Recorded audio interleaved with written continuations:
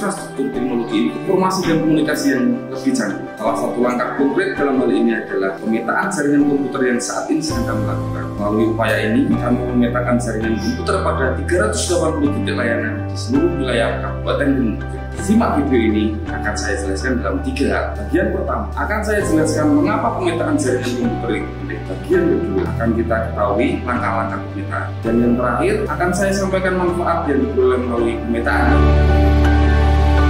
Pemetaan jaringan komputer adalah langkah penting dalam pengelolaan infrastruktur teknologi informasi. Kami melaksanakan pemetaan ini dilakukan untuk sejumlah alasan strategis. 1. Memahami infrastruktur TIK. Pemetaan jaringan komputer memberikan pemahaman yang mendalam tentang infrastruktur TIK yang dimiliki oleh pemerintah Kabupaten Gunung Kidul. Hal ini mencakup pengetahuan tentang perangkat keras, perangkat lunak, dan topologi jaringan yang digunakan di seluruh titik layanan. Meningkatkan efisiensi operasional. Dengan pemetaan yang akurat, Dinas Kominfo dapat mengidentifikasi dan mengatasi masalah jaringan dengan lebih cepat dan efisien. Ini membantu dalam menjaga ketersediaan layanan kepada masyarakat dan meningkatkan efisiensi operasi. 3. Perencanaan anggaran yang lebih tepat. Pemetaan jaringan membantu merencanakan anggaran yang lebih akurat untuk pemeliharaan, perbaikan, dan pengembangan infrastruktur TIK. Ini memungkinkan penggunaan sumber daya keuangan yang lebih efisien. Proses pemetaan jaringan komputer ini melibatkan beberapa langkah penting. 1. Identifikasi titik layanan. Langkah pertama adalah mengidentifikasi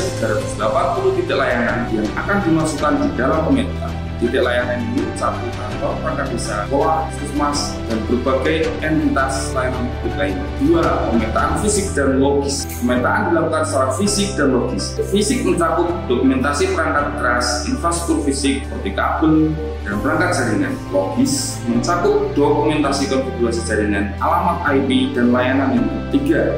Perbaikan dan peningkatan. Pemetaan juga memungkinkan identitas area yang memerlukan perbaikan dan peningkatan dengan pemahaman yang lebih baik tentang jaringan. Dinas Kominfo dapat merencanakan langkah perbaikan yang tepat.